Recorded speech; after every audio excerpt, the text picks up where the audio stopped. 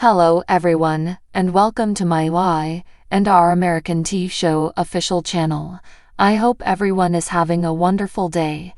Before we begin, please hit the subscribe button and give this video a thumbs up. Nikki arrives at the Abbott residence, where Jack tells her he doesn't think he can salvage his marriage to Diane. She's sorry. Nikki says she's worried about him. I worry that you might turn back to pills to numb your pain. Jack is offended. Nikki says his marriage went apart publicly. There's also the matter with Kyle, and Abbott is in turmoil. Now, she thinks that the night in the hotel room was the beginning of his issues. Jack gives her his promise that he would not turn to medications. Nikki wants to take him to a meeting. Jack insists that he won't lose his sobriety. He'll call his sponsor today. Nikki will always be there for him. Jack has a favor to ask. Convince Victor to get his claws out of my son. Nikki acts bewildered and insists she has no idea what he's talking about. Jack realizes that Victor's kept it secret. He tells her that Victor is Glycade's hidden investor and urged Kyle to steal from Abbott. This is all about hurting him because he helped her get sober. Audra admitted he manipulated her to obtain control of Glycade and then cast her aside. She has no incentive to lie. Nikki swears. Yet another item he's concealed from her. Jack believes that Victor not notifying her is further proof this isn't about business. Victor is using Kyle and Glycade to get back at him for assisting her. At the park, Claire and Kyle recall Harrison showing up to a party and being the only one in costume. She, of course, made it okay. Kyle says his son genuinely trusts her. Claire asks whether he trusts her too. She can see something's bothering him. Kyle doesn't want to burden her.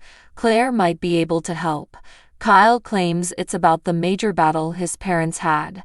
It was so awful. His mother moved out and his father dismissed her from Abbott.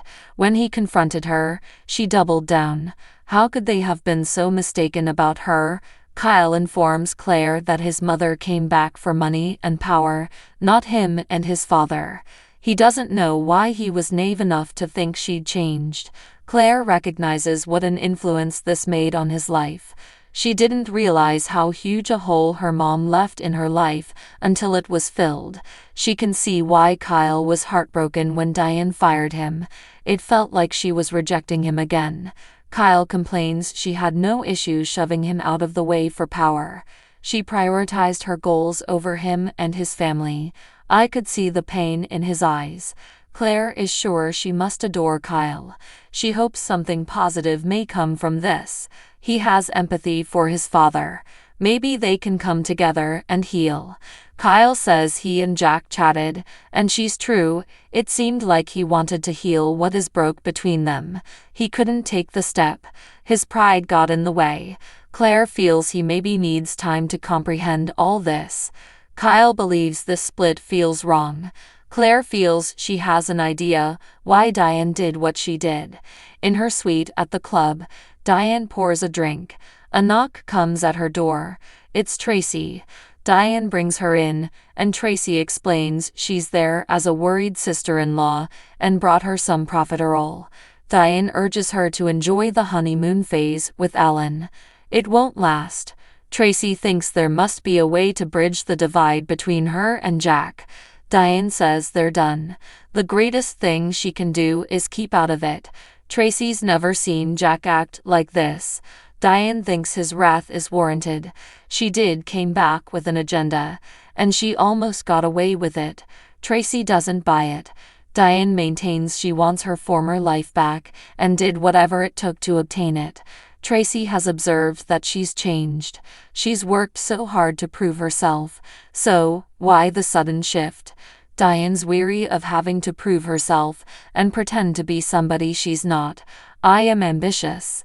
Tracy's seen her love for her kid, and she knows there's no hidden agenda with Harrison. Diane's sure Kyle is delighted she's getting out of the boy's life. Tracy can't understand why things has changed so fast. In the club foyer, Chance starts reading Daniel his rights. Phyllis gets in between them. Chance swears he'll arrest her too. He pulls out shackles and Phyllis shouts and yells that he's railroading her son into prison. Christine comes in and cries, "Hold on a minute." She says she's there to represent Daniel. Phyllis declares that this is insane. Christine will make sure he gets the electric chair. Daniel says he called her. Phyllis screams, "You called Christine?" Christine tells Daniel to be silent and Phyllis to shut the hell up. She promises Daniel she'll meet him at the courthouse and she'll have him out on bond in no time.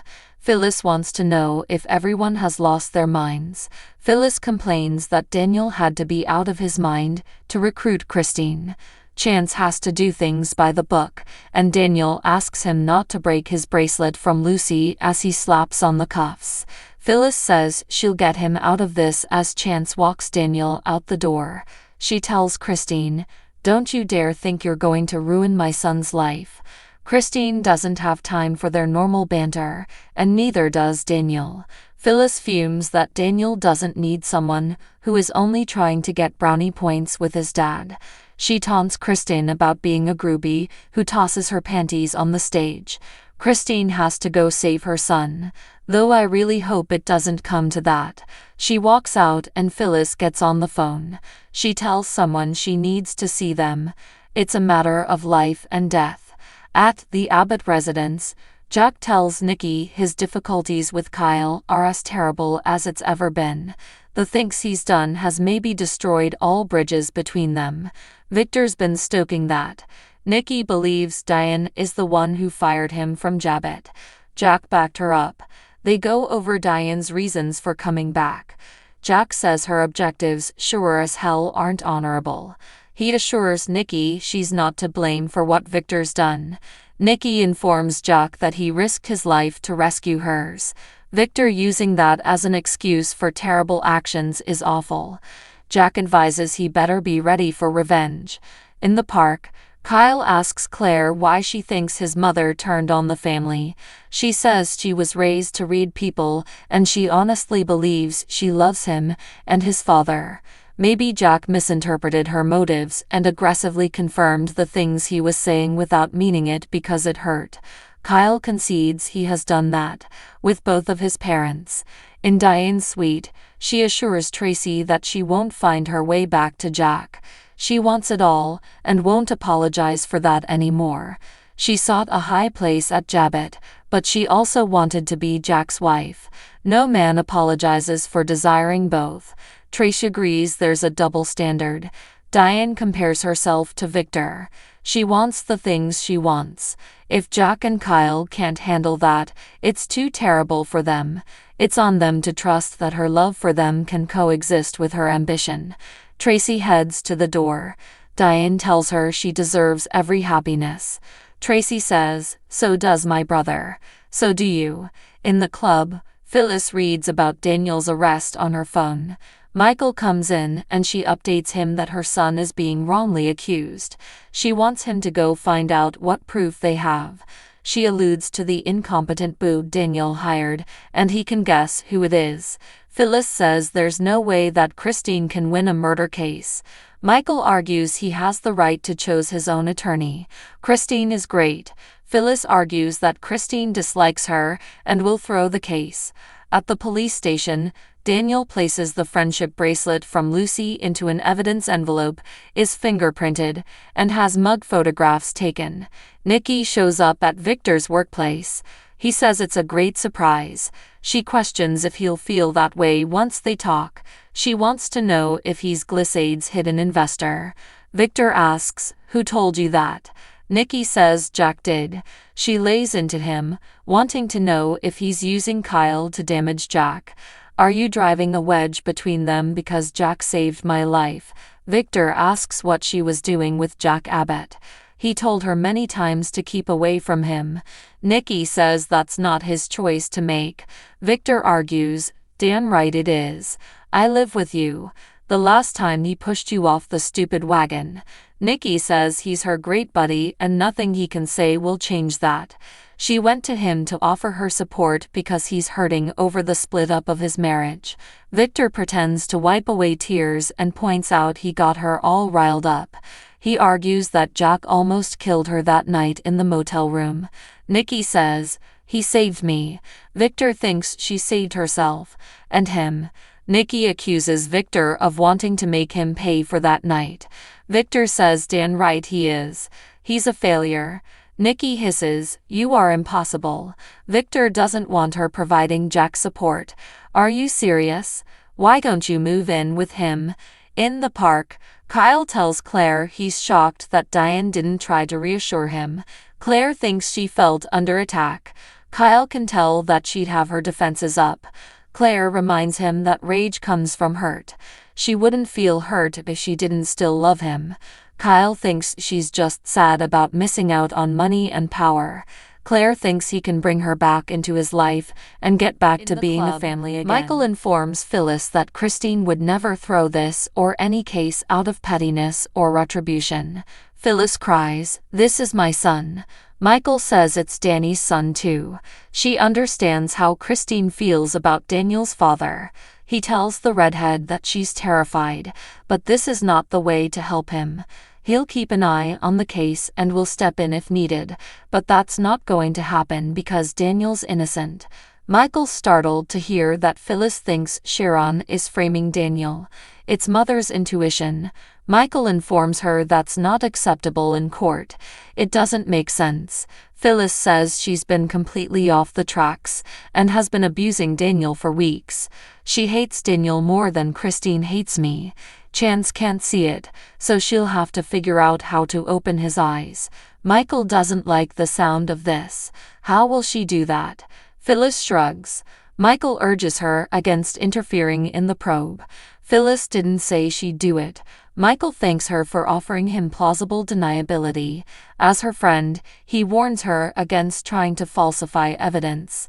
Phyllis claims she doesn't have to manufacture anything. That bitch has been framing her son and she'll do whatever it takes to prove it.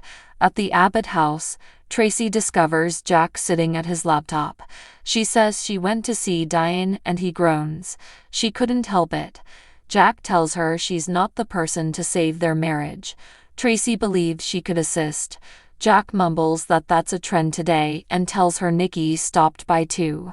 Tracy adds they can all see how much he loves Diane and how much she loves him. Jack repeats that she can't fix them. Tracy had to try, but she failed. She saw a lady who is angry, upset, and righteous even. As much as she hates to say it, he's right. Diane has ceased caring about everyone but herself. In her suite, Diane glances at her wedding photo on her phone. It rings. It's Victor. She says she was hoping he'd call. Is he interested in helping her punish Jack? He's interested. Diane answers, "Good, because I want payback and I don't care who I have to hurt to make that happen." So what do you guys think about this update? Let me know in the comment below. And if you like my videos, please press like and subscribe for more. I will see you guys next time.